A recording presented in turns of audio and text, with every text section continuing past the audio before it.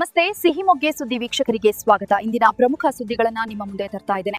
ಚಿಕ್ಕಮಗಳೂರು ಜಿಲ್ಲೆಯಲ್ಲಿ ಮನೆಗಳ್ಳತನ ಪ್ರಕರಣಗಳಿಗೆ ದೊಡ್ಡ ಬ್ರೇಕ್ ಸಿಕ್ಕಿದ್ದು, ಇಬ್ಬರು ಅಂತರ್ ಜಿಲ್ಲಾ ಆರೋಪಿಗಳನ್ನು ಪೊಲೀಸರು ಬಂಧಿಸುವಲ್ಲಿ ಯಶಸ್ವಿಯಾಗಿದ್ದಾರೆ.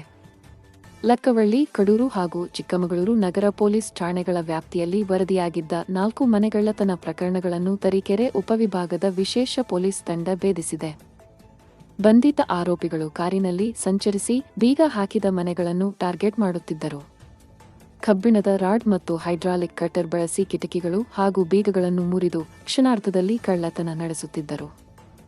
ಇನ್ನು ಸಿಸಿಟಿವಿ ಸಾಕ್ಷ್ಯ ನಾಶಪಡಿಸಲು ಡಿವಿಆರ್ಗಳನ್ನು ಕದ್ದೊಯ್ಯುತ್ತಿದ್ದರೆಂಬ ಸಂಗತಿ ತನಿಖೆಯಲ್ಲಿ ಬೆಳಕಿಗೆ ಬಂದಿದೆ. ಪೊಲೀಸರು ಆರೋಪಿಗಳಿಂದ ಸುಮಾರು 32,74,000 ರೂಪಾಯಿ ಮೌಲ್ಯದ ಸ್ವತ್ತನ್ನು ವಶಪಡಿಸಿಕೊಂಡಿದ್ದು, 160 ಗ್ರಾಂ ಚಿನ್ನಾಭರಣ, ಬೆಳ್ಳಿ ನಾಣ್ಯ, 50,000 ರೂಪಾಯಿ ನಗದು, ಕೃತ್ಯಕ್ಕೆ ಬಳಸಿದ ಟಾಟಾ ಆಲ್ಟ್ರೋಜ್ ಕಾರು ಹಾಗೂ ಹೈಡ್ರಾಲಿಕ್ ಸ್ಟೀಲ್ ಕಟರ್ ವಶಕ್ಕೆ ಪಡೆದಿದ್ದಾರೆ.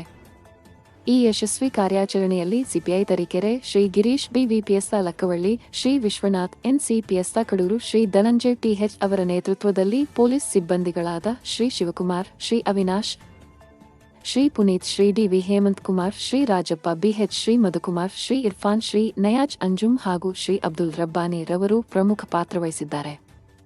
ಸಾರ್ವಜನಿಕರಿಗೆ ಪೊಲೀಸರು ಮಹತ್ವದ ಸೂಚನೆ ನೀಡಿದ್ದು, ಮನೆಗಳಿಗೆ ಬಲಿಷ್ಠ ಬೀಗ ಅಳವಡಿಸುವುದು, ಸಿಸಿಟಿವಿ ವ್ಯವಸ್ಥೆ ಮಾಡುವುದು, ದೀರ್ಘಕಾಲ ಮನೆ ಬಿಟ್ಟು ಹೋಗುವಾಗ ಮಾಹಿತಿ ನೀಡುವುದು ಅತ್ಯವಶ್ಯಕ ಎಂದಿದ್ದಾರೆ.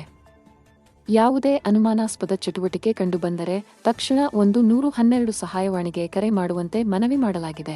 ಇಂತಹ ಇನ್ನಷ್ಟು ಸುದ್ದಿಗಳಿಗಾಗಿ ಫಾಲೋ ಮಾಡಿ ನಿಮ್ಮ ಸಿಹಿಮೊಗ್ಗೆ ಸುದ್ದಿ ನಿಮ್ಮದು, ವರದಿ ನಮ್ಮದು. ಸುದ್ದಿ ಹಾಗೂ ಜಾಹೀರಾತಿಗಾಗಿ ಸ್ಕ್ರೀನ್ ಮೇಲೆ ಕೊಟ್ಟಿರೋ ನಂಬರ್ಗೆ ಸಂಪರ್ಕಿಸಿ. ನಿಮ್ಮ ಬೆಂಬಲ ನಮಗೆ ಪ್ರೋತ್ಸಾಹನ.